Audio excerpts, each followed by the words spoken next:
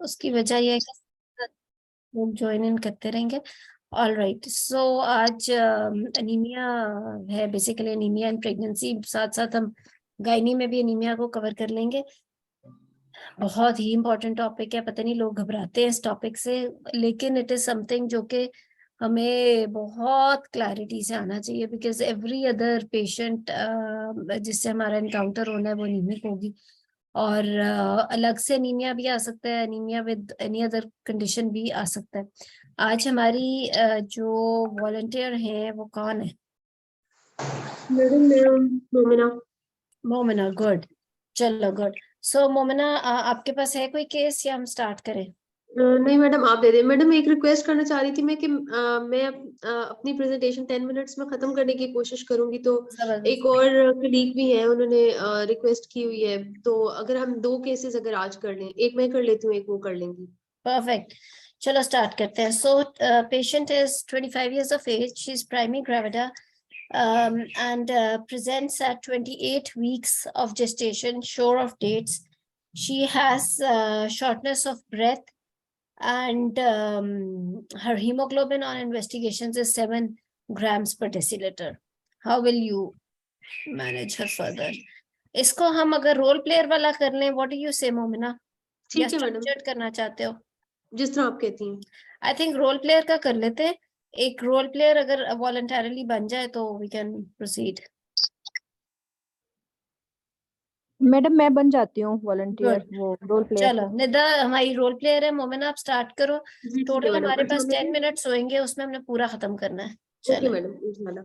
अस्सलाम वालेकुम, मेरा नाम डॉक्टर मोमिना है। मुझे आपके मुतालिक एक तहरीरी नामा मौसूल हुआ है, जिसके मुतालिक मुझे बताया गया कि आपकी उम्र 25 साल है और ये आपका पहला हमल है, और इस वक्त आप तकरीबन 28 हफ्ते के हमल पर हैं, और आप इस शिकायत के साथ आई हैं कि आपका सांस फूलता है। क्या ये मालूमात दुरुस्त है? जी डॉक्टर साहबा, बिल्कुल ठीक है। मेरा अच्छा, सांस सबसे बहुत पहले ज्यादा। मैं आपका नाम जानना चाहूंगी, आपका और आपके शौहर का नाम, और आप दोनों की उम्र कितनी है? मैं उम्र 25 साल है और निदा नाम है मेरा। ठीक, और आपके मियाँ का? अब्बास। ठीक, क्या आप दोनों पढ़े लिखे हैं? हाँ जी, पढ़े लिखे हैं। किस मैंने पेशे से मास्टर्स ताल्लुक किया। रखते हैं? मास्टर्स किया है मैंने। आप दोनों किस पेशे से ताल्लुक रखते हैं? हम लोग टीचिंग करते हैं दोनों। आप लोगों का गुजर आराम से हो जाता है? हाँ जी। आपकी शादी को कितना अर्सा गुजर चुका है? 2 साल हो गए हैं।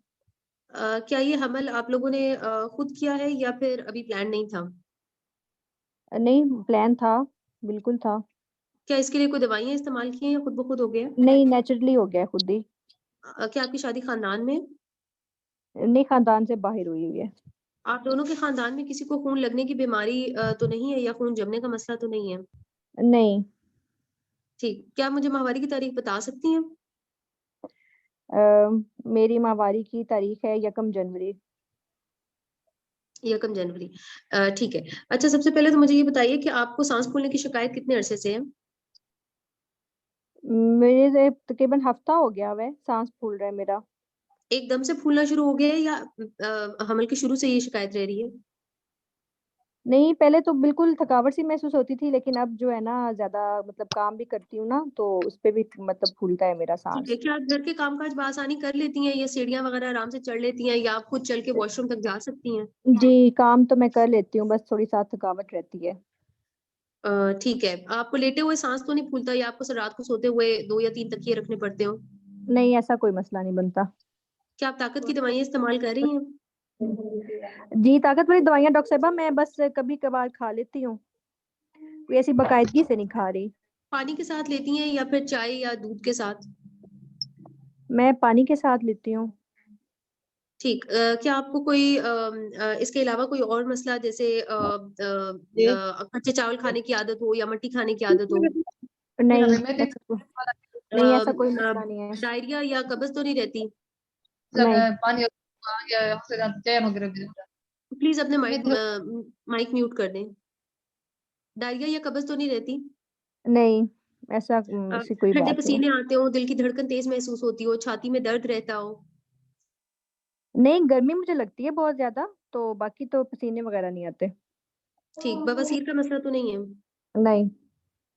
हमल से पहले आपको कोई और बीमारी रही हो, जैसे खून ज्यादा पड़ता हो या खून लगा हो कभी, कोई शुगर, ब्लड प्रेशर, दमा, या इसके अलावा कोई मिर्गी के दौरे जिसकी वजह से आप कोई दवाइयाँ इस्तेमाल करती हो?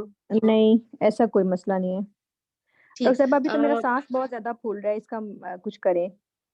ठीक है। अच्छा मुझे बताइएगा कि आपको कोई इससे पहले कोई खून तो नहीं लगा? नहीं, नहीं लगा कभी भी खून। ठीक है। ये आपका पहला हमल है ना? इससे पहले कोई बच्चा ज़ाया तो नहीं हुआ आपका? नहीं, बिल्कुल पहला है, मैंने पहले बताया है आपको। जी, ठीक है। आई am done with my history. अच्छा सॉरी, मुझे बताइएगा कि इस हमल में आपने पहले अल्ट्रासाउंड करवाए हैं?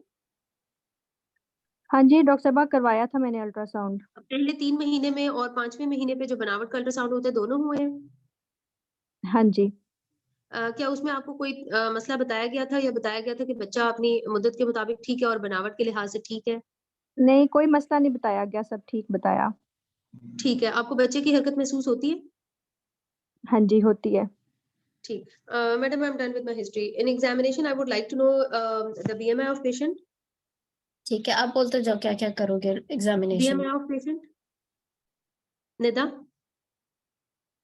BMI is normal, okay. 20 उसका pallor, BMI। Positive pallor, pallor positive है उसका। क्वालिनिकिया, ब्रिटल नेल्स, बस, thin hair, that's all right, हाँ वो ठीक है। any glossitis or any stomatitis or any findings on her No, okay, any thyroid enlargement, any signs of bruise marks or any no, okay, any positive findings in CVS examination, any added sounds? मरमर है उसका, Can you please and tell me the diastolic. okay, JVP raised or not? No, On per abdominal examination, symphysiofundal height and fetal cardiac activity and clinical assessment of Likert. वो सारा according to the gestational age है। Any visceromegaly if palpable? No, Any kind of edema? No. Okay. In investigation, I would like to know her HP red cell indices. HP I know is 7. I want to know yes, the red cell indices.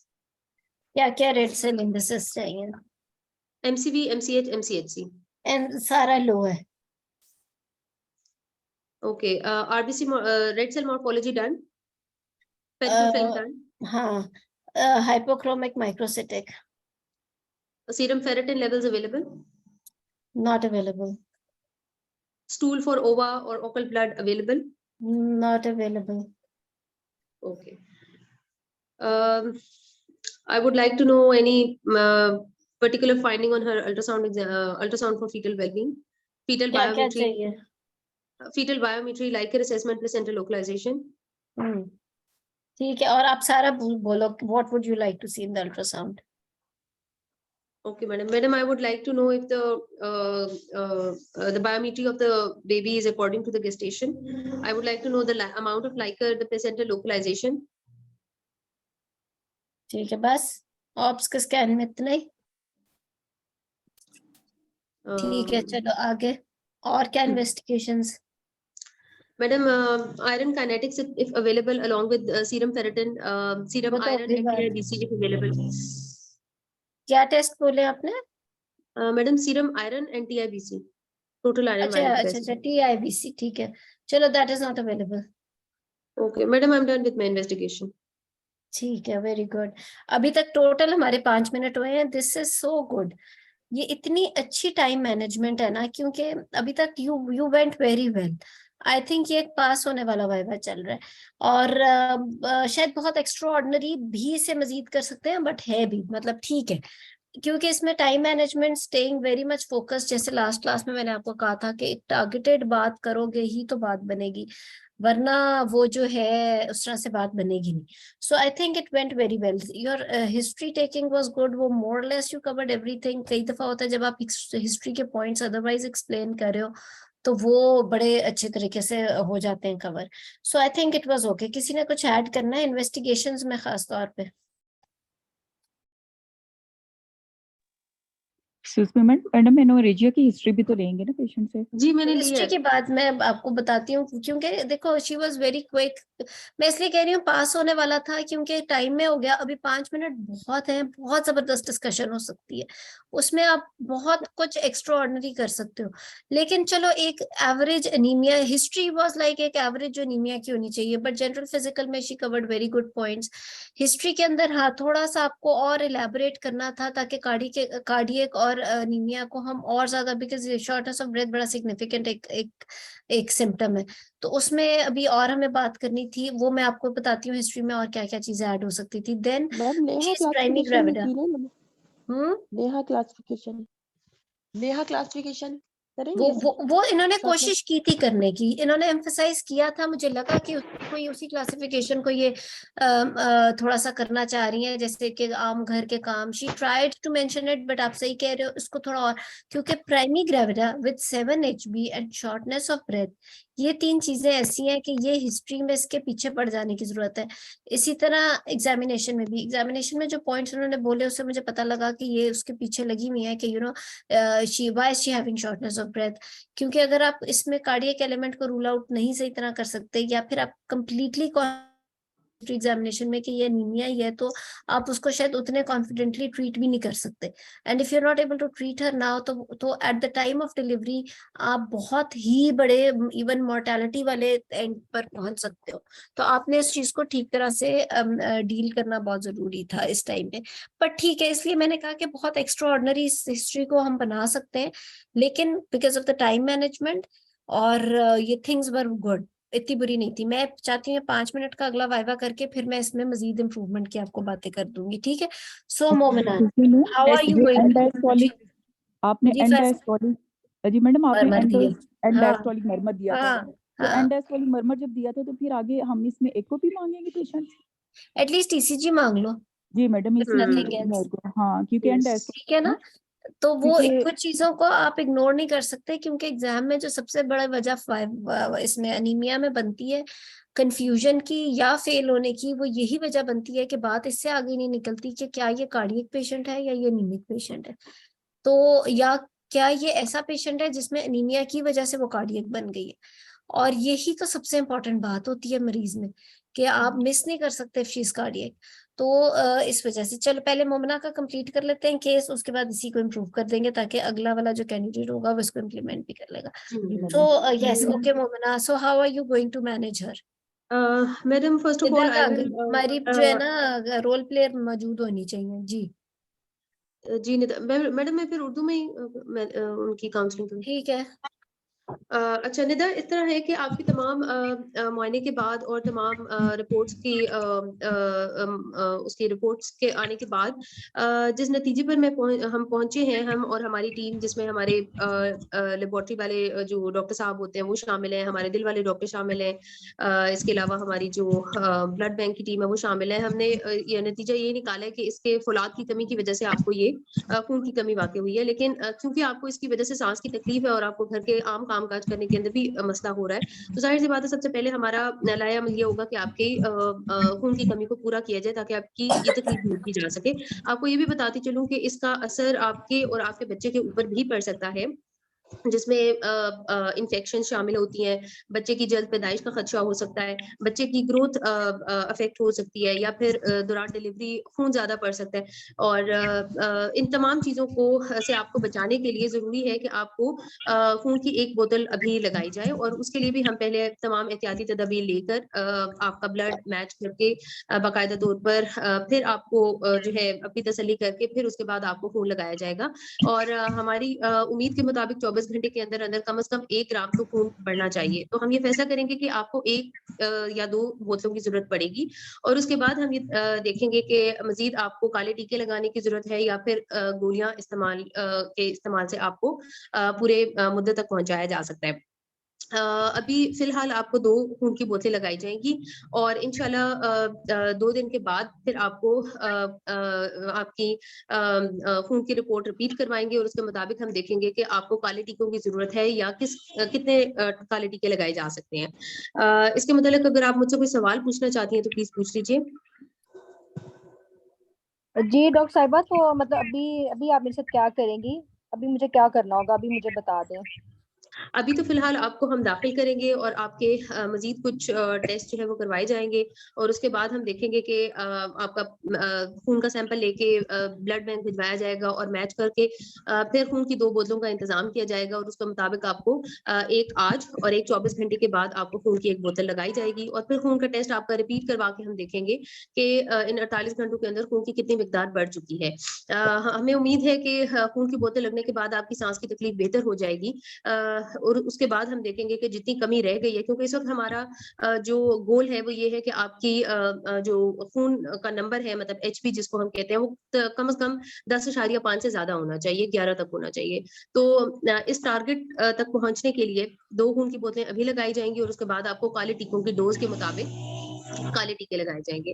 फिर उसके बाद अब आपको हम discharge कर सकते हैं, घर भेज सकते हैं और उसके बाद हर 2 हफ्ते के बाद आपको हम दोबारा बुलाएंगे और देखेंगे कि खून की कोई इस दौरान में खून की कोई कमी वाकई तो नहीं हो रही और बाकी का फिर इलाज जो है वो उसके मुताबिक ही किया जाएगा। तो लेकिन डॉक्टर साहिबा, इंशाल्लाह एक दफा जब आप मुझे खून लगा देंगी और काले टीके लग जाएंगे तो उसके बाद क्या मुझे खून की कमी नहीं होगी? दोबारा तो नहीं मुझे मसला? यही बात मैं इसी बात का मैं आपसे जिक्र कर रही हूँ कि काले टीके लगाने के बाद आपको घर के लिए फौलाद वाली गोलियां दी जाएंगी जो कि आपने पानी के साथ इस्तेमाल करनी है और अगर आप खाली पेट ले सकती हैं तो ठीक है, वरना आप खाने के दौरान वो गोलियां इस्तेमाल कर सकती हैं और वो बाकायदगी से इस्तेमाल करनी पड़ेगी। इसके अलावा हम पेट के कीड़े मारने वाली दवाई गोलियां भी आपको दे देंगे 3 दिन के लिए ताकि अगर पेट के किसी मसले की वजह से फौलाद जिस्म के अंदर दाखिल नहीं हो रहा तो वो मसला भी दूर हो जाए। इसके अलावा आपको बताया जाएगा कि क्या खुराक आप इस्तेमाल करें जिसको के इस्तेमाल से आपकी कमी जो है वो बढ़ने से रोकी जा सकती है, जैसे दालें हो गई, हरे पत्तों वाली सब्जियां हो गई, गोश्त हो गया, कीमा हो गया। ठीक है, तो ये इन चीजों के इस्तेमाल से आप मजीद कमी को होने से रोक सकती हैं। तो डॉक्टर साहिबा, क्या ऐसे नहीं हो सकता कि मतलब जैसे खून मुझे आपने लगाना है तो उसके बाद मैं डायरेक्ट ही गोलियां लेती रहूं? क्या वो दोबारा जो आप टीके बता रही हैं वो भी लगवाना जरूरी है? गोलियों से ठीक अ, नहीं हो जाएगा? 2 खून की बोतलें लगाने के बाद हम आपका टेस्ट रिपीट करवाएंगे। हमें उम्मीद है कि कम से कम 2 नंबर तक खून बढ़ जाएगा, लेकिन क्योंकि खून की कमी तो उसके बाद भी बरकरार रहेगी, काले टीके लगाकर हम आपकी मतलब मिकदार मालूम करके ये फैसला करेंगे कि आपको काले टीके लगाने की जरूरत है या नहीं और अगर है तो फिर कितने काले टीके लगाए जाएंगे। क्योंकि जाहिर है आप फौलाद की गोलियां तो पहले भी इस्तेमाल कर रही थी, लेकिन कुछ मतलब उनके अंदर कमी बेशी आ रही थी। चलो तो गुड हम गुड। अच्छा, इसमें मैं इसलिए क्योंकि ताकि हमारा आगे टाइम का yes it madam. Was good. अच्छा मोमिना, व्हेन यू बिगेन, आपने एक चीज का सिनेरियो अपने माइंड में रखो। When you are sitting in the exam, आपके पास सामने रोल प्लेयर बैठा है, साथ एक एग्जामिनर भी बैठा है। आप वहां पे role player, if patient is present there, आपकी उस वक्त सारी बॉडी लैंग्वेज, स्पीच नोटिस हो रही है कि आप उस पेशेंट को क्लिनिक पे किस तरह से हैंडल कर रहे हो, डाटा सारा आपके सामने आ गया है। जो इन्वेस्टिगेशंस हैं वो आपने खुद से इमेजिन नहीं कर लेना कि आप डिस्कस कर चुके हुए हो मल्टी डिसिप्लिनरी टीम के साथ। Patient is sitting in front of you, for example in OPD और इन क्लिनिक। आपके पास रिपोर्ट है, आप उससे कहोगे या एग्जामिनर से कहोगे कि बिफोर काउंसलिंग माय पेशेंट और before starting the management I would like to complete my investigations. You don't know blood group of the patient, you don't know her many other things, ferritin नहीं दिया मैंने आपको, there are many things, maybe you wanted to get, if you needed HP electrophoresis or whatever। तो अच्छा, सबसे पहले तो आपने इन्वेस्टिगेशंस कंप्लीट करनी है। अगर वहां पे कोई ऐसा सिनेरियो है, क्योंकि ऐसा भी हो सकता है कि वहां पर होके आपने एग्जामिनर से बात ही नहीं करनी आफ्टर यू बिगेन और आपने सिर्फ पेशेंट को लेकर चलना है, तो आप कह सकते हो कि मुझे पहले रिपोर्टें चाहिए। उसके बाद when you are starting with the patient, पहले 5 मिनट की तकरीर खुद ही नहीं कर डालनी। Try to keep her involve. I don't think so कि क्लिनिक पे या वार्ड में देर इज एनी पेशेंट और एनी लेडी जो कि सिर्फ आप ही को बोलने देगी। ठीक है, तो पहले आप उससे कहो ठीक है, rest of the pregnancy is fine, you can start with the positive things. आप कहो कि आपका हमल इस वक्त तक ठीक है, आपका अल्ट्रासाउंड ये बताता है कि आपके बच्चे की ग्रोथ है, आपको और कोई मसला नहीं है। हाँ, एक मसला है जो कि ब्लड की कमी है और एक और मसला है कि आपका जो मैंने दिल का एग्जामिनेशन किया है उसके ऊपर आपका मरमरा है। ये 2 चीजों से आपको इन 2 चीजों को ट्रीट करना इसलिए जरूरी है क्योंकि अदरवाइज ये आपको लेटर ऑन मसला कर सकती है। साथ ही उसको बताओ कि इस वक्त आप 7वें माह में है या आप 28 वीक्स पे हो, हमारे पास तकरीबन 3 माह या 12 से 13 हफ्ते हैं इस सारी चीज को डील करने के लिए, क्योंकि डिलीवरी के टाइम पे आई वांट कि आपकी इतनी एचबी हो या आप इतने हेल्दी हो। इस चीज के लिए मुझे इस डॉक्टर को इन्वॉल्व करना होगा।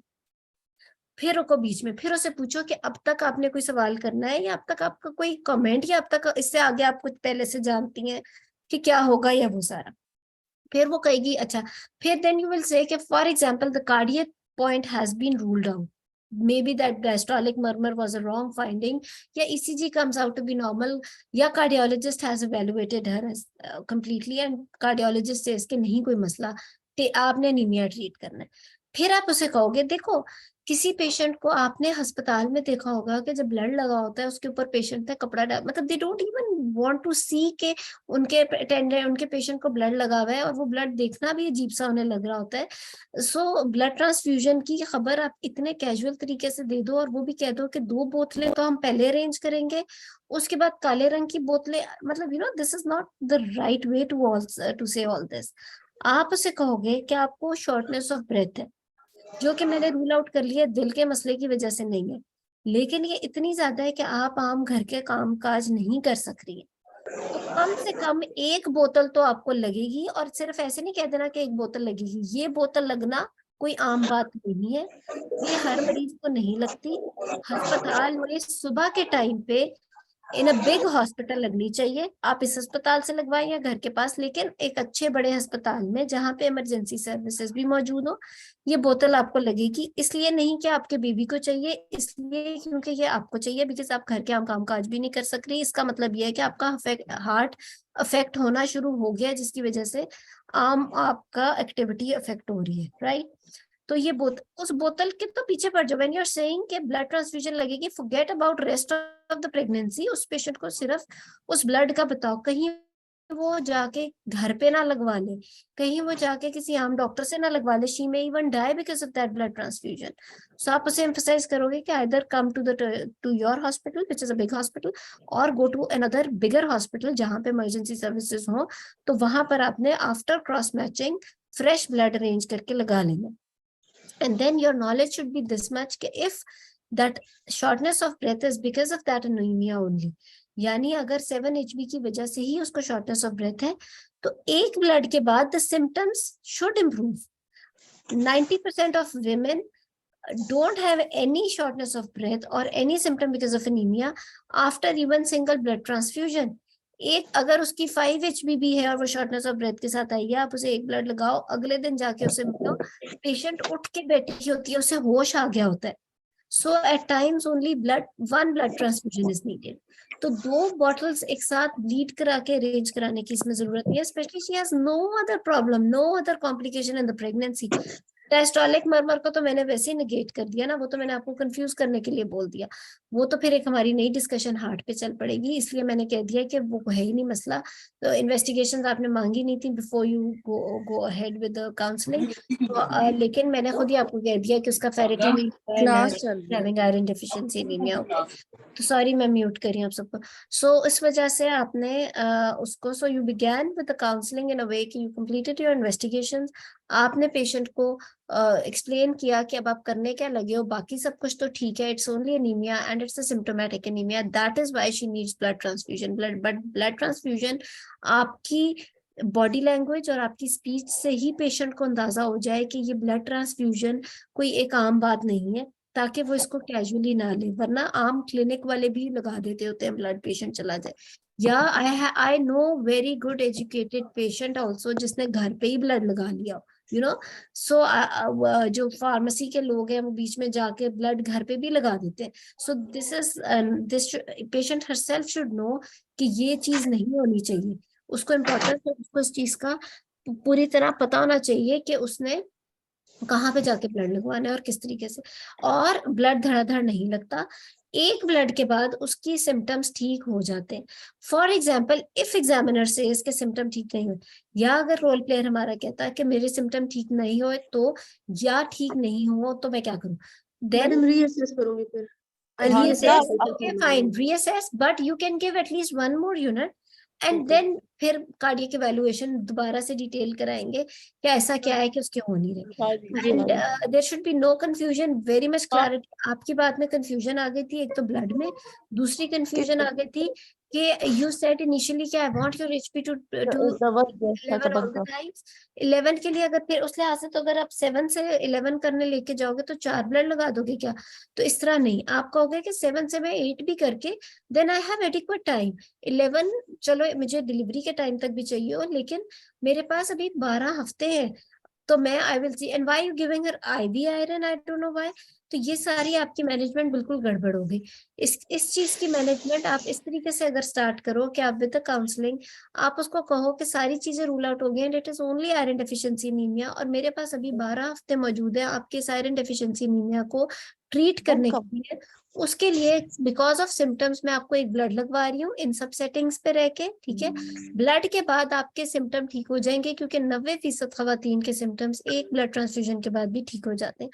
उसके बाद मैं आपको देखूंगी कि मैंने क्या देना है। आई हैव 12 वीक्स, उसके अंदर मैं आपको बीडी आयरन भी ओरल दे सकती हूँ, लेकिन मुझे आपकी तरफ से तावन चाहिए होगा कि एक तो आपको कंप्लाइंट होना होगा, बिकॉज आप अगर मेडिसिन नहीं मिस कर सकते, फिर किस तरीके से मेडिसिन लेना है, आयरन या दूध वगैरह के बगैर, कैल्शियम या दूध की चीजों के बगैर आपने आयरन की गोली खानी है, और मैं 10 दिन बाद HB रिपीट करूंगी।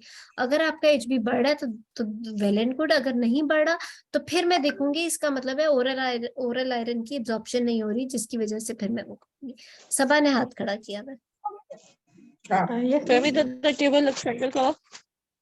मुझे ये पूछना है कि अगर एक पेशेंट हमारे पास आती है, फर्स्ट ट्राइमेस्टर में आती है, उसमें mild, moderate, severe, symptomatic, asymptomatic को कैसे ट्रीट करें और कितने ब्लड ट्रांसफ्यूज करवाएं? क्या ये सारी मैं आपको बात अभी बताती हूँ जल्दी से। सेकंड में भी हाँ, फिर हम 11:30 के बाद दूसरे कैंडिडेट से करेंगे, ठीक है। सो मैडम मुझे very good. Excuse me madam, मुझे एक बात कहनी थी। जो हम ब्लड के लिए कह रहे हैं पेशेंट को, तो we have to take from her the permission. उससे पहले हम परमिशन तो लेंगे कि आप ब्लड लगाने के लिए राजी हैं कि नहीं है। बिल्कुल ठीक है, लेकिन परमिशन तो ठीक है, लेकिन अगर वो परमिशन नहीं देती और वो सिम्टोमेटिक एनीमिक है तो क्या आप उसको नहीं लगाओगे? Yes, you permission is important, लेकिन कुछ चीजें जो मरीज की बेहतरी के लिए है वो तो आप उसे बताओगे ना। इवन अगर आप उसे कल को कह रहे हो कि आपने अब 2 हफ्ते ओरल आयरन लेके आना है और वो कहती है नहीं नहीं मैंने तो ब्लड ही लगवाना है, मैंने तो क्या आप उसको ब्लड लगा दोगे? It's not like that. You should know management of your patient बहुत क्लैरिटी के साथ, ताकि आप उससे उसी तरह बात करो। If she is having symptomatic anaemia then blood is a sort of a must, क्योंकि she will go in heart failure, ठीक है। ये क्लैरिटी आपको होनी चाहिए। It's not only permission is not going to change your management, you have to convince your patient. आपको blood इसलिए लग रहा है क्योंकि आप सिम्टोमेटिक हो गए हो। आप अगर वो सिम्टोमेटिक एनीमिया पे आप एक यूनिट पैक्सेल का नहीं लगाओगे तो eventually she will come to you with heart failure after 2 weeks और सो मैंने आपको बताया कि एट टाइम्स 5 HP पे भी क्रॉनिक एनीमिक बड़े मजे से आपको बेड पे बैठी हुई मिलती है, आप हैरान हो जाते हैं कि उसको कोई सिम्टम ही नहीं है। और एट टाइम्स आप जो हो 8 HB पे भी आपको इतना सिवियर सिम्टोमेटिक एनीमिया मिलता है। पहले हिस्ट्री और एग्जामिनेशन और इन्वेस्टिगेशन से ये बात रूल आउट कर लेनी है कि ये वाकई सिम्टोमेटिक है, नंबर 1। नंबर 2, ये एनीमिया की वजह से ही सिम्टोमेटिक है, हार्ट की वजह से सिम्टोमेटिक नहीं है। अगर एनीमिया की वजह से इतनी सिम्टोमेटिक है कि you are considering blood transfusion, then blood transfusion is a must.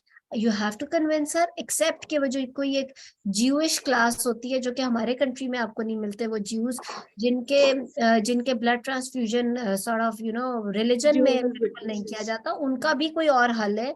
फिर उसमें कॉन्सेंट्स होती हैं et cetera et cetera. When you are talking about blood transfusion then there is no other alternative, that is why you are talking about blood transfusion. Otherwise अगर कहीं पे भी ambiguity है blood transfusion की मैनेजमेंट में, फिर आप ब्लड ट्रांसफ्यूजन क्यों दोगे? Blood transfusion is the last resort. We also know कि हमारे डिपार्टमेंट में कितनी ब्लड ट्रांसफ्यूजन होती है, बहुत कम, very rare.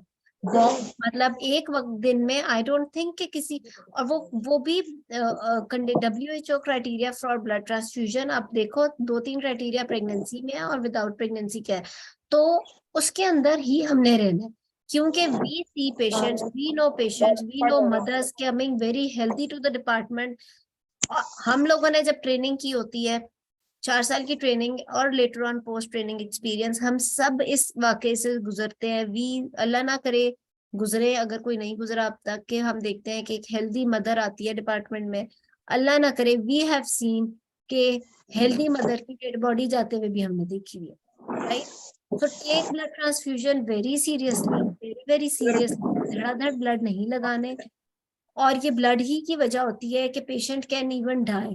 So consent is important. Consent तो फिर हर चीज से पहले इम्पोर्टेंट है, लेकिन अगर आपने बैक सेल ट्रांसफ्यूजन किया, आप उसको ऑप्शन दे रहे हो तो वो एक मस्ट है, तो दे रहे हो। एम्बिग्विटी में ब्लड ट्रांसफ्यूजन की बात नहीं की जाती मैनेजमेंट में। एक एक करके लेते हैं। जुनैरा आप क्वेश्चन करो, फिर मोमिना का क्वेश्चन अपना जवाब करते हैं। जी जुनैरा आपका हैंड रेज जी है। अस्सलाम वालेकुम मैडम।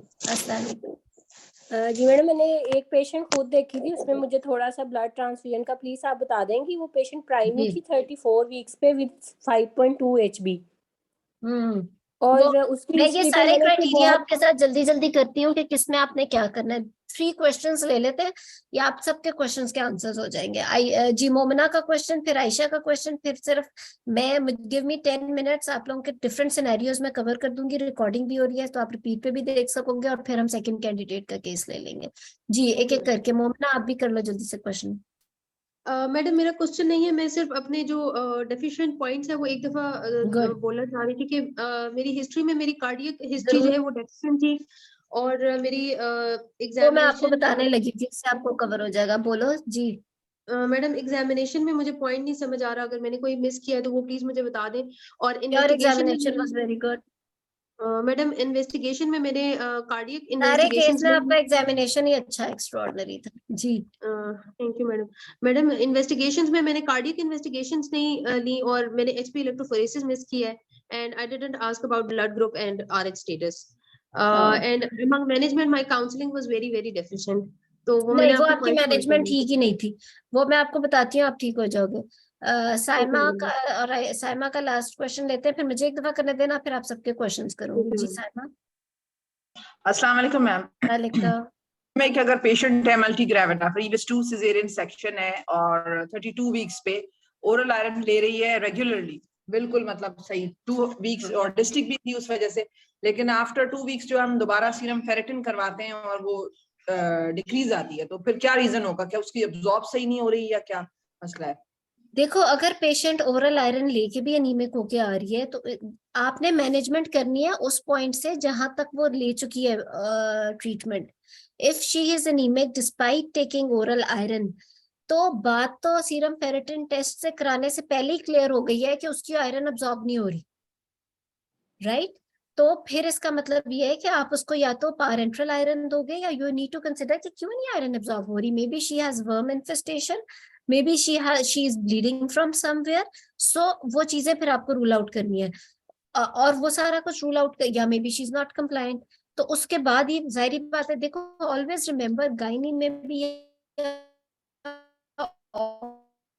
में भी जब आप मैनेजमेंट्स करो जहां तक वो पेशेंट ट्रीटमेंट ले चुकी है उससे आगे से, ठीक है? चलो, एक चीज जल्दी से मैं आपको बता देती हूँ। इन जनरल पूरा एक एनीमिया का केस, उसके बाद आप लोगों के क्वेश्चंस भी ले लेंगे, और अगर टाइम हो तो सेकंड केस भी। देखो, स्टार्टिंग फ्रॉम हिस्ट्री, मोमिना की हिस्ट्री ठीक थी, बट अदर देन बाकी के जो गायनी या ऑप्स के पॉइंट्स हैं, उसके अलावा जो एनीमिया की हिस्ट्री है, आपने 2-3 चीजों पे बहुत एम्फसाइज करना है। एक, सिम्टम्स। जो अनीमिया की पेशेंट है उसके symptoms start with fatigue, early fatigability, lack of concentration from during work, shortness of breath after normal activity. उसके बाद वो कहती है maybe she's having palpitations and she doesn't have any chest pains, night sweats या cold sweats, ठीक है? जो cardiac patient है उसकी हिस्ट्री की बात स्टार्ट होती है पैल्पिटेशन से, शॉर्टनेस ऑफ ब्रेथ से, और फिर उसकी बात स्टार्ट होती है chest pain, cold sweats, easy fatigability, और ये जो lack of concentration during work, ये चीजें उसकी बाद में आती है। सो स्टार्टिंग फ्रॉम हिस्ट्री, अगर कार्डियक और एनीमिक को आपने डिफरेंशिएट करना है तो आप इस तरीके से कर सकते हो। उसके बाद if you know that your case is more towards the anaemia side, तो आपने उसकी फिर इवेलुएट करना है कि is she really having shortness of breath? क्योंकि शॉर्टनेस ऑफ ब्रेथ तो एक आम लड़की को भी सीढ़ी चढ़ने पे हो जाएगी, या फिर और प्रेग्नेंट को तो 4 कदम चलने से भी शॉर्टनेस ऑफ ब्रेथ हो सकती है। फिर आपने उसको रूल आउट करना है कि क्या वो वाकई शॉर्टनेस ऑफ ब्रेथ है। तो जैसे मोमिना ने कहा कि क्या आम घर के काम करने पे भी अगर आपको लगता है कि वो वाकई शॉर्टनेस ऑफ ब्रेथ की पेशेंट है बिकॉज ऑफ एनीमिया, तो उससे एक सवाल कर दो कि आपके घर में खाना कौन पकाता है, या आपके बच्चे कौन संभाल रहे हैं, या आपके, इफ शी सेज कि मेरे तो घर का खाना भी अब कोई और आके बना रहा है क्योंकि मैं तो कर ही नहीं, मेरी तो हालत निकल जाती है, so that will mean कि she is really having shortness of breath because of anemia, because इस एक लाइन के बाद आपको समझ आ जाएगी कि she is a candidate for blood transfusion, right? So सिर्फ आम से shortness of breath पे blood transfusion नहीं हो जाती, तो आपने उस तरीके से रूल आउट कर लेना है। So history, अच्छा उसके बाद cause of anemia, पहला paragraph to rule out exactly symptoms, symptoms को बहुत क्लैरिटी से रूल आउट करना कि एनीमिया की है या कार्डियक है। नंबर 2 उसके कॉज में क्या, कि क्या आप खुराक, what are you taking, are you really taking meat, कितना आप लेते हो, दिन में कितना लेते हो, हफ्ते में कितना लेते हो, वो सारे सोर्सेज ऑफ आयरन, देन वो शायद एनीमिया मोमिना ने कवर किया था। उसके बाद कहीं आपको, बिकॉज शी इज प्राइमी, तो she must be having HMB before. Primi में 7 HB, this is unbelievable. Primi अगर आपके पास प्रेगनेंसी में 10 HB के साथ भी आए तो उसके पीछे लग जाओ, 10 HB प्राइमी में कम है। Primey has not been through any surgery before. She has never given birth to any baby before, and she's having 10 HB और 7 पे, तो मतलब आप खड़े ही हो जाओ यार, ये 7 HB ना 28-year-old 25-year-old गर्ल जो कि प्राइमी ग्रेविटा है, is not an ordinary thing. तो आप उसके अंदर कॉज के पीछे लग जाओ। डाइट क्या लेती हो, पहले पीरियड्स कैसे आते थे, वर्म इन्फेस्टेशन उसके अपने अंदर, उसके घर में किसी और को, घर में खाना कौन बनाता है, हाथ धो के खाना बनता है, क्या होता है, एक्सेट्रा एक्सेट्रा। उसके बाद आप उसका ऑफ एंड ऑन कोई ब्लीडिंग, ब्रूजेबिलिटी, घर में फैमिली में ब्लड ट्रांसफ्यूजन की हिस्ट्री, थैलेसीमिया को रूल आउट करो।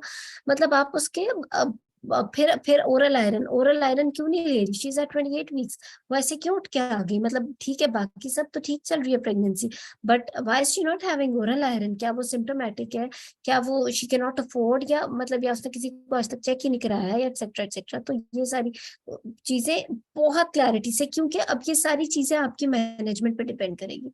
और 3rd नंबर पे आपने उसको अब तक क्या ट्रीटमेंट वो लेती रही है, क्या वो चेकअप्स कराती रही है, क्या उसने ओरल आयरन ली है, क्या वो ब्लड लगवा के आई है, एक्सेट्रा एक्सेट्रा। वो सारी, उसको हार्ट का अगर कोई मसला है शॉर्ट है, क्या पता वो कार्डियोलॉजिस्ट को दिखा के आई हो, तो वो सारा कुछ आपने रूल आउट कर लेना है। बाकी के जो पॉइंट्स थे मोमिना के वो ठीक थे, वो आपने उसके अंदर ऐड कर लेने। उसके बाद आपने एग्जामिनेशन, मोमिना वाला बिल्कुल ठीक था, वही सारी चीजें उसी तरह कवर करनी है। हाँ, ऑप्स के अंदर जब आप एग्जामिनर से एग्जामिनेशन मांगो तो जब आप एब्डोमिनल एग्जामिनेशन का जिक्र करो, तो क्योंकि हमारी फील्ड का है तो हम जरा सेंसिटिव होते हैं इसके बारे में। एब्डोमिनल में भी फिर पूरा पूछो, तो उसकी फंडल हाइट क्या है, उसकी लाई क्या है, उसकी प्रेजेंटेशन क्या है बेबी की, उसके लाइकर कैसा है, उसका कॉन्ट्रैक्शन तो नहीं, बिकॉज प्रीटर्म होता है एनीमिया में, eight the time of examination contractions तो नहीं है, उसका फीटल हार्ट कैसा है, वो सारा कुछ ठीक है, उसको बहुत ज्यादा एलैबोरेट करो। उसके बाद आपने उसका इन्वेस्टिगेशंस में ऊपर नीचे नहीं, baseline mean baseline, specific investigation mean specific, ये सारी जिंदगी बात याद रखना। बेसलाइन को मिक्स नहीं करना स्पेसिफिक में, बिकॉज अगर आप बेसलाइन को स्पेसिफिक के बीच में बोलना शुरू करोगे तो फिर बेसलाइन मिस हो जाएंगी। जैसे सबसे इंपॉर्टेंट चीज ही रहेगी blood group. Similarly, I don't really remember if you asked for blood sugar levels. I don't remember if you asked for urine complete, etc. So baseline mean baseline and specific mean specific. फिर आपने जब baseline सारी मांग ली, वो हम सबको पता होनी चाहिए, उसको उसी तरह मांगो, उसके बीच में स्पेसिफिक ना बोलो। फिर when you are talking about specific investigations में जब आपने ब्लड की मांगी है, डोंट मिस एनी इन्वेस्टिगेशन। अगर आपने स्टूल मेरा ख्याल है मांगा था, तो जब आपने स्टूल वाला टेस्ट मांगा तो स्टूल टेस्ट ऐसे ही नहीं हो जाता, आपको थोड़ा सा तरीका पता होना चाहिए कि 3 कंसेक्यूटिव सैंपल्स होते हैं, उससे पहले पेशेंट को मना किया जाता है कि कोई लेक्सेटिव ना ले, एंटीबायोटिक ना ले, वो सारी थोड़ी सी जो चीजें वो पता होनी चाहिए। ऐसे ही बस मुंह उठा के स्टूल टेस्ट नहीं हो जाता। सो वो चीजें तो if you want, few people ask for the malarial parasite also, उसकी भी एक कुछ स्पेसिफिकेशंस है, हिस्ट्री को देख लेते हैं, फिर पीक ऑफ फीवर में लेते हैं। क्रॉनिक इलनेसेस हमारे कंट्री में बहुत हैं जिसकी वजह से एनीमिया हो जाता है, तो उस चीज को भी अगर आप मेंशन करो तो वो ठीक है। सो इन्वेस्टिगेशंस भी बहुत फोकस्ड और बिल्कुल ठीक होनी चाहिए, ऊपर नीचे ऊपर नीचे ऊपर नीचे। उससे ये होता है कि even if you are good at your management, तो भी आपके 6 आ जाएंगे number, you will not get 8. Frankly, there are few stations जिसके ऊपर आपके नंबर ज्यादा आने चाहिए, which you should know क्या आएगा। We know anemia आएगा, we know fibroid आएगा, we know infertility आएगा, because ये तो हमारी फील्ड है ना, हमारे मसले, और ये हर एक को है, हमारी सोसाइटी, हमारी पॉपुलेशन में everyone, when we are sitting in a clinic, 80% of patients we are dealing with anemia, with fibroid, with infertility, तो ये तो आएगा ही आएगा। तो प्लीज इसको इतना ज्यादा अपनी ग्रिप अपनी कर लो कि इन्वेस्टिगेशंस में यू कैन नॉट डू ऊपर नीचे, क्योंकि even if you are doing extraordinary in other sections and you are not doing extraordinary in one section, तो फिर आपको मैक्सिमम भी मिलेंगे तो चलो 60% मिल जाएंगे, but your target should not be 60%, it should be at least 70%, फिर आप कहीं जाके 65 या 60 में। तो सो इन्वेस्टिगेशन, मैनेजमेंट में बहुत ज्यादा इंपॉर्टेंट बात अपने माइंड में याद रखो। When you are telling management to the examiner or you are talking to the patient, आपका जो लाइन ऑफ मैनेजमेंट जिसे कहते हैं ना, एक आपका हर टॉपिक का प्लान बनाओ जहन में कि आपने ये चीज इसी तरह बोलनी है, चाहे वो आप पेशेंट को बोल रहे हो, चाहे आप एग्जामिनर को बोल रहे हो, या आप अपने क्लिनिक पे बैठ के पेशेंट को बोल रहे हो। In your practical life there has to be a plan in your mind जिसको आप फॉलो कर रहे हो, so that you should not miss anything. आप एक चीज भी मिस कर जाओगे इवन क्लिनिक पे बैठ के भी, तो बाद में एम्बैरेसमेंट। सिमिलरली एग्जाम में तो आप सब में तो फिर बात ही नहीं बनती ना, फिर तो बात ही खराब हो जाए अगर आप कुछ मिस करो। सो एनीमिया के अंदर when you are talking about management of anaemia, number 1 आपने रूल आउट कर लिया कि ये पेशेंट किस चीज की है, शी इज एनीमिक और she is cardiac, okay she is anaemic, right. Number 2 उसको एनीमिया किस टाइप का है, she is having iron deficiency anaemia, she is having thalassaemia, she is having B12 deficiency और व्हाट मेगैलोब्लास्टिक, उसे anaemia किस चीज का है। नंबर 2 आपने ये चीज इसलिए बोलनी है काउंसलिंग में भी, क्योंकि आपका जब आप बोलते जाओगे ना, आपकी मैनेजमेंट की क्लैरिटी अपने माइंड में भी होती जाएगी। Even when you are sitting in clinic, जब आप पेशेंट को काउंसिल करते हो और आप उसको वजह बता रहे होते हो या आप उसको डायग्नोसिस बता रहे होते हो, एक्चुअली वो चीज आपको भी हेल्प कर रही होती है to map your management, right? So आपने कि she है किस चीज की पेशेंट, she is anemic, कौन सा type of anaemia, she is having iron deficiency anemia। अब मैंने इसको ट्रीट कैसे करना है, नेक्स्ट क्वेश्चन आपके अपने माइंड में भी यही है। ट्रीटमेंट से पहले सोचो how much time do you have, you have ample time delivery तक। देखो हमें एनीमिया नहीं चाहिए 2 वजूहात से, एक वो सिम्टोमेटिक ना हो, नंबर 2 ये कि हम जब उसको डिलीवर कर रहे हैं उस वक्त उससे ब्लड ना लगाना पड़े, उस वक्त कोई और कॉम्प्लिकेशन हो, वो उस वक्त PPH में ना चली जाए। मेन तो एनीमिया में यही है ना, अगर वो क्लिनिक पे आपके पास आ रही है कि वो she should not end up in blood transfusion later on after she has come to you, right. So अब ट्रीट कैसे करना है, टाइम काफी है, but she is symptomatic. If she is symptomatic and you have already proved that she is symptomatic because of anaemia in your history, तो फिर आप उसको एक पैक्सेल बस लगाओ, दैट इज इनफ।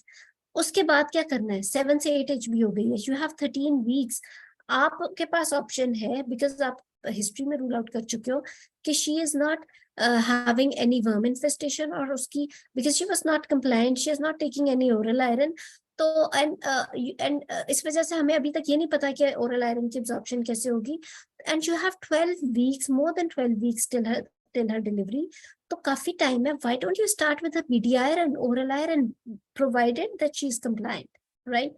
तो आप उसे कंप्लायंस की इंपॉर्टेंस बताओगे, उसे सुबह शाम BD iron पे करके यू कैन फॉलो हर। 2 हफ्ते बाद HB रिपीट कराओ, तो हमें तो लगता है कि उसका HB 8 से कम 9 तो हो जाना चाहिए। You don't need to go through the reticulocyte count और वो मुश्किल टेस्ट और महंगे टेस्ट। आराम से उसे 2 हफ्ते बाद बुलाओ, आप उसको मेडिसिन का पता चेक कर सकते हो कि क्या वो सुबह शाम की आयरन लेती रही है, आप उसको आराम से वो चेक कर सकते हो, HB से चेक कर सकते हो। अगर HB उसका 8 से थोड़ा सा भी बढ़ गया, 8.5 हो गया, 8.8 हो गया या 9 हो गया, तो इट मीन्स वो आपकी बात मान रही है। आप उसको BD oral iron से 2 weeks के बाद फॉलो करो, and every 2 weeks and another 2 weeks later you can get the HB test done. After 1 month she'll be at least at 10 HP पे होगी, and you'll continue oral iron in a similar way. और फिर आप उसको term पे जाके then you will reevaluate etc etc. तो this is how you will go about her. इसके अंदर मैं अभी आप लोगों के जो हैंड रेज है वो लेती हूँ। सो अगर आप पेशेंट को अगर आप एग्जामिनर को बता रहे हो तो you will say that my patient is at 28 weeks of gestation. From history examination investigations, her symptoms are because of anemia. She is having iron deficiency anemia. And because she's having symptomatic anemia, so I will give her 1 pack cell transfusion. After 1 pack cell transfusion, I expect that her hemoglobin is 8. I will reevaluate her, and her symptoms should be relieved after at least 1 pack cell transfusion. So now she's at 28 weeks. She is now having asymptomatic iron deficiency anemia. I have at least 12 more weeks till the time of delivery. I will give her BD oral iron, as she has not taken oral iron before, or she was non-compliant with oral iron. So I will give oral iron BD for the next 2 weeks. After 2 weeks, I will recall her and would like to see her HB again, and if her HB is increasing, I will continue same BD iron, and then we'll continue the antenatal care as in routine. For example, now there are conditions. बहुत सारे hand raise है, अगर मैं आपको सारी conditions एक एक करके कवर करूं तो वो कवर हो जाएगा। फिर देख लेते हैं आप लोग के काफी क्वेश्चंस के आंसर्स आ जाएंगे। For example, she has taken oral iron before, she is at 28 weeks, she is आपने सिम्टम उसके ठीक कर दिए विद 1 pack cell transfusion। उसके बाद she has taken oral iron, but oral iron के बावजूद HB7 के साथ वो आई है, या ओरल आयरन में वो कंप्लायंट नहीं थी। अगर कंप्लायंट नहीं है तो कंप्लायंस की इंपॉर्टेंस समझा के आप दे सकते हो, but if oral iron compliance के साथ लेती रही है और वो आपके पास आई है and she is anaemic even despite taking oral iron, तो क्या करोगे? Then you will say that she has taken oral iron before but she was anaemic to the extent that she got symptomatic also. Even if she is not symptomatic but she is anemic but despite taking oral iron, then I will give her parenteral iron. वो आपको dose वगैरह पता होने चाहिए, and then after 2 weeks you will repeat her HB, और वो 2 ग्राम वैसे बढ़ जानी चाहिए, और फिर will continue importance of diet वो सारा बताओगे, बट उसका मतलब आयरन एब्जॉर्प्शन नहीं हो रही उसमें, you will obviously rule out the causal like bone infestation होगा सारा. If she is for example anemic, she is the same patient at 28 weeks but she's having placenta previa. ठीक है, अच्छा 4 हैंड रेज हुए, अब हम वो ले लेते हैं, फिर मैं आपसे करती हूँ एक एक करके। जी जुनैरा बताओ क्वेश्चन। मैडम मैंने वही पूछा था कि प्राइमी में एक तो अगर हमें मतलब इंडिसेस कम भी मिल जाते हैं, हम सारे उसकी हिस्ट्री भी ले देते हैं, पेशेंट की डाइट भी डेफिशिएंट है, तो उसमें कोएक्सिस्टेंट थैलेसीमिया भी तो हो सकता है, तो हमें थैलेसीमिया रूल आउट करना चाहिए स्पेसिफिकली। HB इलेक्ट्रोफोरेसिस कराया था, बेहतर है करा लो प्राइमरी के अंदर स्पेशली, लेकिन एनीमिक है वो पहले बात हो गई है। और दूसरा मैडम मुझे यही ट्रांसफ्यूजन की कंफ्यूजन अभी तक भी है, जैसे मैंने आपको प्लीज ना करो, ये तो फेल होने वाली बात है। ट्रांसफ्यूजन में क्लैरिटी बहुत इंपॉर्टेंट है, इसलिए पूछ लो। जी मैम, उसमें 5 HB पे मैंने जैसे आपको कहा ना, पेशेंट वो सिम्टोमेटिक नहीं थी, मैंने उससे बहुत पूछा शॉर्ट टेस्ट और कितने वीक्स पे थी मैम? शी हैज 35 वीक्स पे थी भी टर्म के पास। 35 वीक्स नहीं, 35 वीक्स पे देखो दो फर्क है जी। If a patient is coming to you at 12 weeks with 5 HP but she is asymptomatic, आप सारी चीजें और रूल आउट करके she is having iron deficiency anemia, she has not taken any oral iron before, तो आप इस 5 HP को frankly, वैसे अगर आप ज्यादा सेफ रहना चाहते हो तो आप उसे पैरेंट्रल आयरन लगा के फिर ओरल आयरन BD पे कंटिन्यू कर सकते हो, ताकि वो 4 या 3 पे आपके पास हार्ट फेलियर के साथ ना आ जाए। सो लेकिन अगर 5 HP पे asymptomatic anaemia and 12 weeks of gestation, no oral iron taken before, उसके अंदर आप BD ओरल आयरन पे भी उसे मॉनिटर करके लेके जा सकते हो। You don't need to give her blood straight away, right? However, if the same patient comes to you at 35 weeks with 5 HP, आप तो वहीं पे परेशान हो जाओ यार, ये तो डिलीवर हो सकती है। अगर ये 5 HP पे डिलीवर हो गई, she will die. If she gets pain at 5 HP, you will not have time for blood transfusion even. Bleeding के वक्त definitely she will go in PPH. और 4 HB पे शी विल गो इन, मतलब she can go in heart failure any time and she will die. ये तो एक बहुत ही खतरनाक बात जी है। मैडम, सो इसमें यही 5 था, मैंने 35 वीक्स से प्लीज गिव हर पैक जी ट्रांसफ्यूजन, कम से कम 3 तो लगा दो उसे, वहीं जी बैठे मैडम, मैंने बैठे ये भी 3 लगा। पूछना था कि इसमें अब मेरा 11 टारगेट है ना, 5 से 11, तो वो मैं सारी पैक सेल के साथ ही लेके आऊंगी ना, बिकॉज शी इज नहीं, एट पर 11 तक 35 के लिए 6 पैक सेल नहीं लगाओगे आप, पहले उसको वन आफ्टर द अदर, एक पैक सेल अगले दिन अगला, उससे अगले दिन अगला, जी हर एक दिन में एक पैक सेल 3 लगा के you will repeat her HP। You expect that her HP should reach at 8 at least, right? 8 HP पे she is at 35 weeks of gestation. Now you can decide if 8 HP पे आप 2 या 3 blood रख के उसे parenteral iron दे के pregnancy continue करो, ताकि उस 2 वीक्स के बाद उसका 10 HB होगा, तो you already have arrange packed cell आपके पास है। अगर वो 36 पे भी लेबर में चली जाती है और 8 HB होती है, तो at the time during labour आप पैक सेल लगा दोगे, राइट? जी मैडम ठीक है, लेकिन लेकिन नहीं, ये 6 कोई पैक सेल लिमिट तो लगाने नहीं हैं। है कि 3 पैक सेल से ज्यादा लगा नहीं सकते, ये वैसे ही मैंने क्वेश्चन किया आपसे। देखो, बात ये है कि आप अपना एक टारगेट बनाओ। अगर जी 8 HB पे उसे आप ले आते हो और she is at 35 weeks, 8 HB पे आप उसके, हाँ ब्लड जरूर अरेंज रखो, बट अब उसे धड़ाधड़ ब्लड ना एक्स्ट्रा लगाओ। शौकिया मतलब उसके 9 या 10 HB एकदम से बेशक ना भी करो, 8 HB पे आप उसे पारेंट्रल दो। 35 से वो 37 वीक्स पे जाके उसकी 10 HB हो जाएगी, ब्लड आपने अरेंज किए हुए हैं। अगर इसके पहले she goes in labour, you can give packs during labour also, right? जी मैडम ठीक है मैडम, क्लियर सारा हो आप गया, क्वेश्चन थैंक कर यू। लो। जी मैडम, एक मैंने ये पूछना था कि अगर MCH से नॉर्मल आ जाता है तो HP इलेक्ट्रोफोरेसिस के से पहले हमने सीरम फेरेटिन करवाएंगे पेशेंट का? करा लो। ये बस देखो, प्राइमरी के अंदर HB इलेक्ट्रोफोरेसिस आप कराओ और सीरम फेरेटिन, ये 2 टेस्ट आप हर एनीमिक में करा लो। और मैडम वो जो आगे serum iron level, total iron binding capacity, ये किस तरह से बोलना है एग्जाम में? मतलब ये जो हाँ आगे वाले देखो, टेस्ट है ये किस TIBC टाइम बोलेंगे? करा लेते हैं, वो भी अच्छी बात है। अगर आप नहीं भी कराते हैं, क्योंकि कुछ डिपार्टमेंट्स में TIBC नहीं होता, सीरम फेरेटिन से ही आपको क्लैरिटी मिल जाती है। तो अगर आपके डिपार्टमेंट में कराते हैं तो ये एक अच्छी चीज है, वो आप करा लो। बट एट टाइम्स वही पेशेंट के ऊपर बर्डन ज्यादा पड़ जाता है। लेकिन यस, TIBC से यू कैन इवन रिकन्फर्म के इसका एनीमिया किस हद तक का है, आयरन डेफिशिएंसी का, but serum ferritin is adequate otherwise. ठीक है मैडम आगे वो वाले होते हैं ना, फर्दर ओवासिस्ट सीरम फेरेटिन की ओवासिस्ट टूल एग्जामिनेशन प्राइमरी में वो तो ये हाँ, वो किस ज्यादा टाइम बोलेंगे या ना बोलें? Serum stool iron level, examination करा ट्रांसफ्यूजन। लो। हमारे कंट्री में जरूरी नहीं कि पेशेंट आपको वर्म इन्फेस्टेशन की हिस्ट्री खुद दे, लेकिन many patients come out to be anaemic because of worm infestation, तो आप करा लो। और मैडम वो जो ओरल आयरन है, ये हम पहले उस पेशेंट को ओरल आयरन देंगे और उसको मतलब SOGP में है ना कि सेकंड ट्राइमेस्टर में आपने पैरेंटल आयरन नहीं देनी है, तो ओरल नहीं आयरन दे, पहले दे, मतलब इस तरह से लिखा हुआ है कि आपने पैरेंटल आयरन देनी है उसको ओरल आयरन की बजाय। देखो एक मैं बात बताती हूँ, उसमें बिल्कुल ठीक लिखा हुआ है SOGP में। Yes, majority of the cases में सेकंड ट्राइमेस्टर में पैरेंटल आयरन से बात बन जाती है। क्योंकि देखो, हमारे सोसाइटी में जितने भी पेशेंट्स आएंगे, वो इसीलिए आते हैं ना, ओरल आयरन या तो उन्हें सूट नहीं चाहिए होती, या फिर वो नॉन कंप्लायंट होते हैं बिकॉज ऑफ अफोर्डेबिलिटी। फिर हिट एंड ट्रायल करके आप ओरल आयरन देके, but again oral iron is better than parental iron. It has got the same effectivity, it is more cost effective also. अगर आप patient को बैठ के समझाओ कि ओरल आयरन जो है वो सस्ती है, कंप्लायंस की इम्पोर्टेंस कितनी ज्यादा है, और उसको लेना किस तरीके से, और उसको फॉलो करो। क्योंकि हमारे कंट्री में जैसे कि SOGP में भी जाहिर है उसी क्लास को कवर किया हुआ ना, जो मेजोरिटी हम क्लिनिक्स पे या OPDs में डील करेंगे। पेशेंट वापस फॉलो अप पे भी नहीं आते, तो बेहतर है आप उसे पैरेंटल लगा के भेज दो। But your concept should be clear that oral iron has got better cost effectivity, it has got same success or same effectiveness regarding increase of HB. It is and it is easier to take IV iron लगवाना, and it doesn't have any reaction at all associated with it.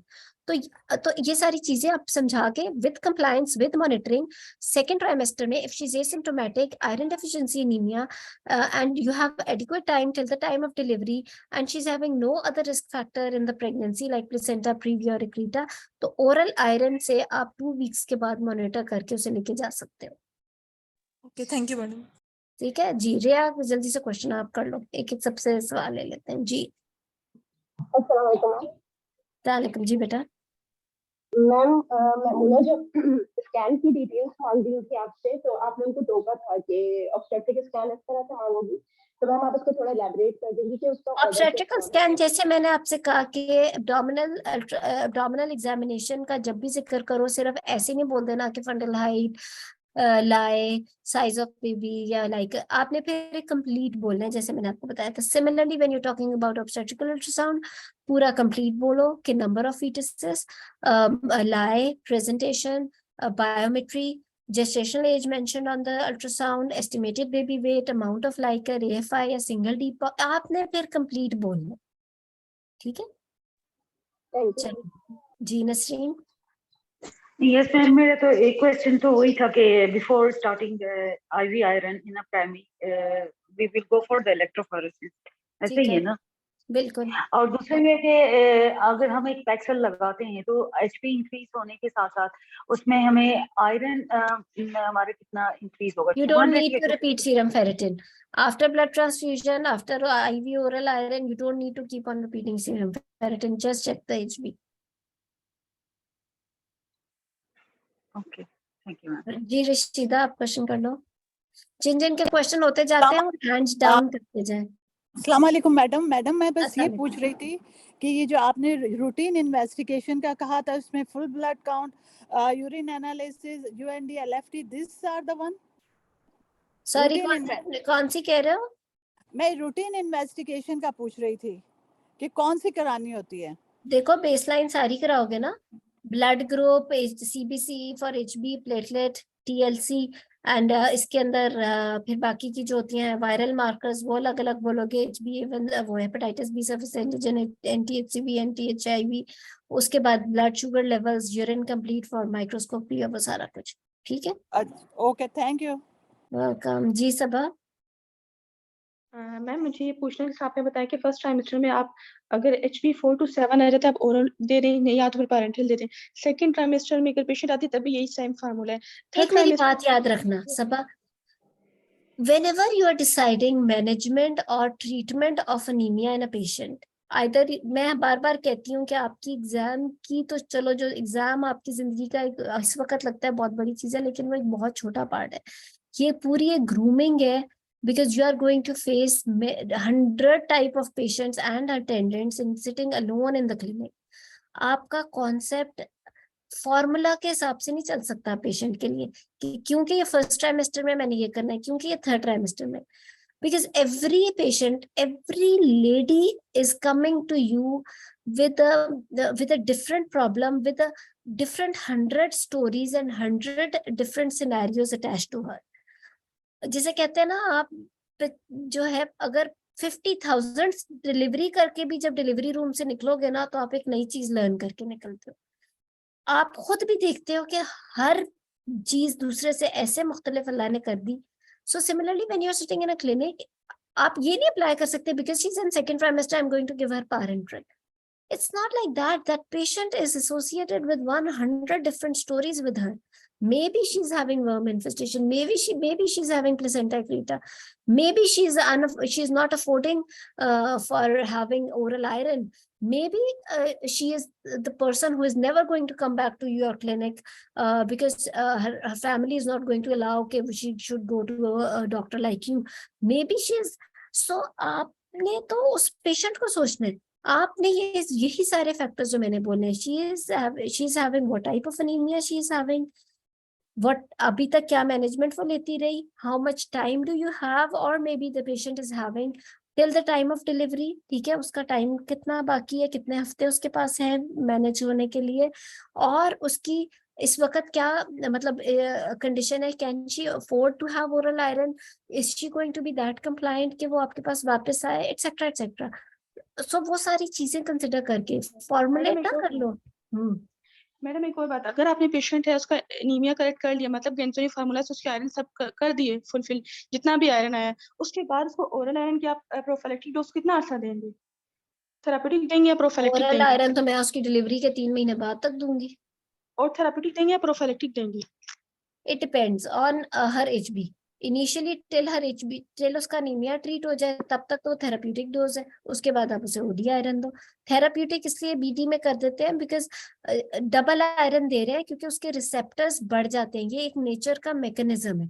देखो ये सारी चीजें आपको जो इसकी pathology attach है ना, जो शायद हमने एमबीबीएस के 3rd 4th ईयर में पढ़ी थी, अगर वही किताब दोबारा उठा के एक दफा एनीमिया के पे नजर मार लो ना, आयरन डेफिशिएंसी एनीमिया में, व्हेन अ लेडी और अ पेशेंट और अ पर्सन इज एनीमिक, आपके बॉडी के सेल्स में एब्जॉर्प्शन के लिए गट के सेल्स में आयरन के रिसेप्टर्स बढ़ जाते हैं।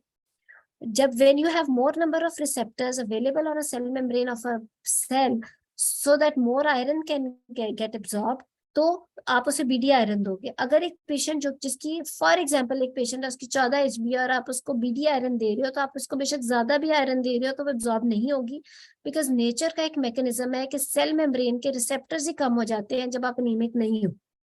ये कुदरत का निजाम है हमारी बॉडी को मजबूत रखने का, कि when your patient is anemic, उसके cell membrane is more receptive for the absorption of iron।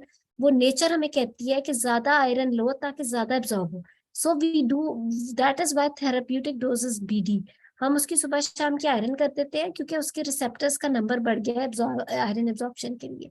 और मैम अगर मैं आप काफी नॉन एनीमिक को डबल आयरन दोगे तो फायदा कोई नहीं, वो एब्जॉर्ब ही नहीं होगी आयरन, उसकी आयरन उतनी एब्जॉर्ब होगी जितनी उसे चाहिए, इसलिए हम प्रोफाइलेक्टिक डोज दे रहे होते हैं। दूसरी चीज, you should know which type of iron, कौन सी आयरन कौन अच्छी होती है अनीमिया ट्रीट करने के लिए। जिसे कहते हैं ना, there is a difference between chicken and mutton. पुराने जमाने में या आमतौर पे कहा जाता था, एक फॉर्मूला सा है कि अनीमिया, जिसको अनीमिया है उसको खून पिला दो, you know. So blood itself और जिस जो आयरन की फॉर्म है, जो जो एब्जॉर्प्शन हमारी बॉडी के अंदर जो आयरन जा रही है, जिसे कहते हैं ना इनऑर्गेनिक आयरन, उसके लिए पहले उससे हमारी गट में से गुजर के जाना है। It goes into the stomach, it has to attach to another protein, फिर वो प्रोटीन उसे हमारे गट के ड्यूडेनम तक लेके जाती है। वहां पे सेल मेम्ब्रेन और जो सेल्स एब्जॉर्ब करते हैं आयरन को, उसमें पहले उसने सेल मेम्ब्रेन के रिसेप्टर से हेलो हाई करनी है ताकि वो अलाउ करे वो सेल मेम्ब्रेन क्रॉस करने के लिए।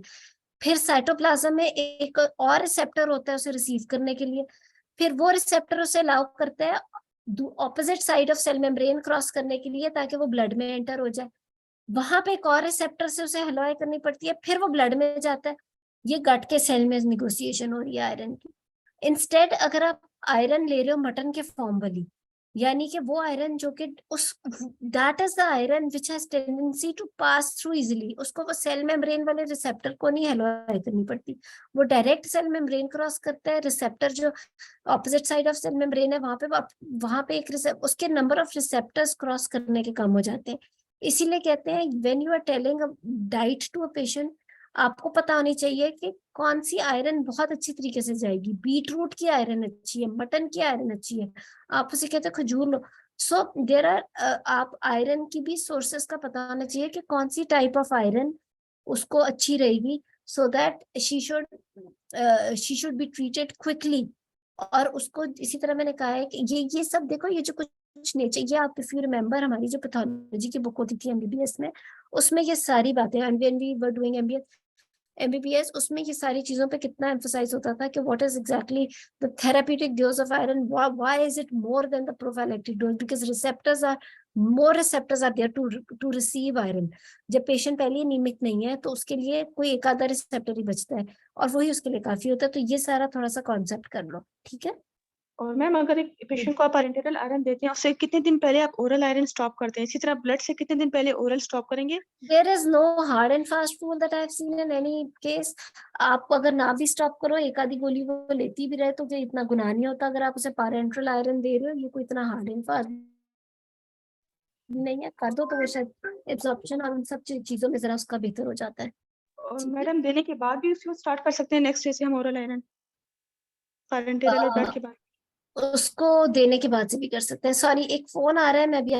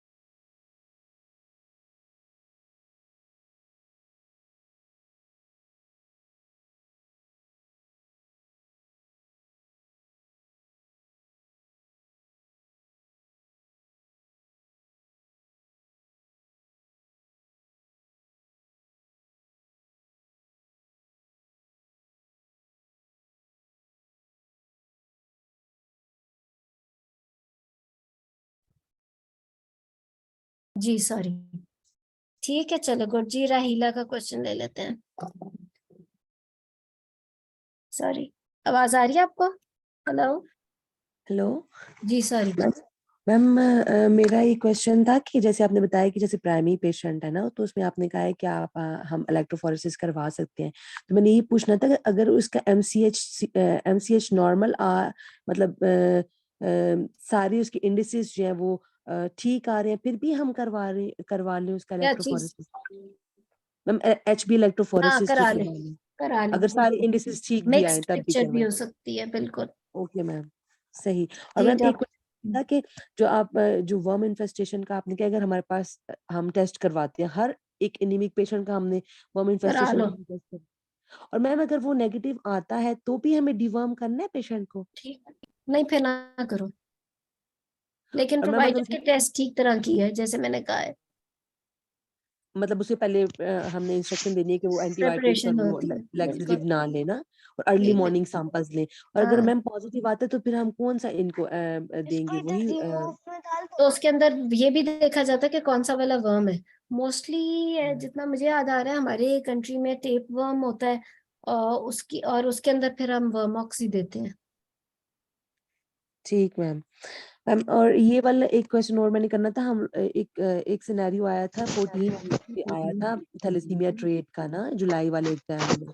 मैम उसको आगे लेके चलना था ना, तो मैम वही वाली चीज इसमें आ रही थी। उसका पेशेंट का मुझे भूल गया कि एचपी कितना था, कि जैसे आपने जैसे एज हमारे 14 वीक्स पे वो थी, तो एसओजीपी वाले कहते हैं कि आप सेकेंड ट्राइमेस्टर से आईवी आयरन दें। तो देखो ये हमने हार्ड एंड फास्ट नहीं है, जैसे मैंने आपसे कहा देयर इज अ गाइडलाइन जो मेजॉरिटी कंडीशंस को देख के बनती है, but every patient is going to be different. Please उसकी पूरी कंडीशन देखो। At times even in second trimester also you have ample time कि आप ओरल आयरन से भी करो, but compliance follow up etcetera matters. जी रहीला। जी मैम, ठीक है ठीक है मैम। इसमें तो वैसे भी थैलेसीमिया ट्रेट थी, इसमें तो आईवी आयरन हमने देना ही नहीं था ना। थैलेसीमिया ट्रेट में you don't need to take her HP to 11 all the times. Thalassaemic में 9 HB is very good. You can एक अपना, there is no hard and fast किस पे ब्लड लगाना है, क्योंकि थैलेसीमिया में आप आईवी आयरन तो दे नहीं सकते। तो जी और ma'am. 9 HB does not mean कि आप उसे बार बार ब्लड लगवाओ क्योंकि आप उसके 11 HB करना चाहते हो। Even at 8 HB you can continue keeping the donor arranged all the times. 8 से कम हो तो आप उसे 1-2 पैक्सल दे सकते हो, but try to keep her HP till 9 or 10 as good HP for a thalassemia grade patient. जी मैम, थैंक यू। वेलकम जी, शुक्रिया। मैडम मेरा क्वेश्चन ये था कि हम 3 डेज तक पेशेंट को कहते हैं कि स्टूल फॉर ओवा टेस्ट करवाए, और वो उसके ऊपर वो फाइनेंशियल बर्डन भी होता है, तो हम पेशेंट को एम्पेरिकली, क्योंकि हमारे एरिया में बहुत ज्यादा है हुकवॉर्म इन्फेस्टेशन, तो हम उसको बिल्कुल ठीक है, नॉर्मली एम्पेरिकली ही दी जाती है। और ये सारा स्टूल टेस्ट कराना इज, हमने कितने स्टूल टेस्टों की रिपोर्ट देखी है अपने डिपार्टमेंट में, but yes for theoretical purpose for exam also you should no, वरना एम्पेरिकली भी दे दो तो गलत नहीं है। यू आर राइट, मतलब I would like to give empirically instead of getting all the stool test done 3 sample, और फिर उससे कुछ 2-3 दिन पहले से वो ये चीजें ना खाए। You know it's not even stool का सैंपल ही कलेक्ट करके देना is very difficult thing. So yes empirically भी देयर इज नो हार्म। ठीक है, सो गुड। ठीक है, और कोई क्वेश्चन तो नहीं? शुक्रिया आपका। मैम एक कंडीशन रहेगी हमारी, वो ये रहेगी कि if patient is at 28 weeks and she is a case of placenta accreta और even placenta previa, but her age she is having iron deficiency anaemia, she is not taking any oral iron, और she is having 8 HB, क्या करोगे? Asymptomatic transfuse. How much? देखो transfuse is not an answer, पूरा जवाब दो ना। Madam, we will transfuse her 2 pints of blood and keep 2 extant, and will explain to the patient that there is a ऐसे chance नहीं of बोलना। आपका देखो बात बिल्कुल ठीक है, लेकिन करने का तरीका और अच्छा करो। मतलब मे बी अगर बाकी सारा वाइवा, ऐसा नहीं होना चाहिए ना जवाब कि आप ये सोचो कि मे बी अगर बाकी वाइवा ठीक हो तो अच्छा हो जाएगा। आपका जवाब ऐसा होना चाहिए कि बाकी कहीं ब्लंडर भी हो तो आपके जवाब से कवर हो जाए। आपका जवाब ये होना चाहिए कि her HB is 8, she is having placenta previa or placenta accreta. I may need to, she can end up in emergency at any time. I need her HB to be 10 at least at all the times to keep her HB10 all the times, I would like to give her 2 Paxils because her HB is 8. इस तरह से बात करो ना, ऐसे ना करो कि मैं I will give her 2 blood. What does that mean? आप अपना टारगेट, अपना एम बताओ ना कि मेरा एम है कि कम से कम 10 HB हो because she is having praevia Creta, इसलिए फिर मैं ये करूंगी, ठीक है। और डॉक्टर हम इसका अरेंज करके ब्लड भी तो रखेंगे ना? Yes, and I will keep her 3 donors available all the times. At least एक रीटा है तो आप उसके कहो कि बेशक 8 या 12 उसने हर वक्त देखिए। She may end up in emergency anytime, and that emergency will be life threatening. ठीक है ना? तो I think we have covered more or less, काफी सिनेरियोज आज कवर किए हैं। हमारी दूसरी जो प्रेजेंटर है उसका रह गया, उसको अगले क्लास में she will be the presenter. कौन करना चाह रहा था प्रेजेंट? मैडम जी आयशा। मैडम फेरिक कार्बोक्सीमाल्टोज का बता दें कि वो हम मैक्सिमम कितनी एक वीक में देख सकते हैं, और उससे भी हमारा इसी तरह 1 ग्राम ही होगा। इट्स नॉट अबाउट कि आप 1 वीक दोगे, देखो वो तो वैसे 2 वीक्स में एक दफा, 2 वीक्स के बाद ही उसका एचबी बढ़ेगा ना, धड़ाधड़ तो नहीं लगाते। कार्बोक्सी माल्टोज जो है वो तो आपका होता ही इस तरीके से है कि आप उसको मतलब 2 वीक्स के बाद वो 1 ग्राम बढ़ा देता है, तो फिर आप वीकली तो नहीं देते ना उसे, उसकी तो डोज ही सिंगल देते हो। और मैडम अगर दे सकते हैं तो मैक्सिमम 1000 तक दे सकते हैं ना 1 वीक दे में? सकते 1 हैं वीक में जी, दे सकते हैं। ठीक है, चलो good. So I think management में हमने कुछ कवर किया है। मैम अगर एक पेशेंट हमारे पास प्रीविया वाली आती है तो उसके लिए हम 4 यूनिट ब्लड अरेंज करेंगे, और एक एक्रीटा वाला होता है तो उसमें फिर 8 यूनिट ब्लड अरेंज करके रखेंगे। कर ले, हाँ जी, थैंक ठीक यू है। मैम। चलिए, वेलकम।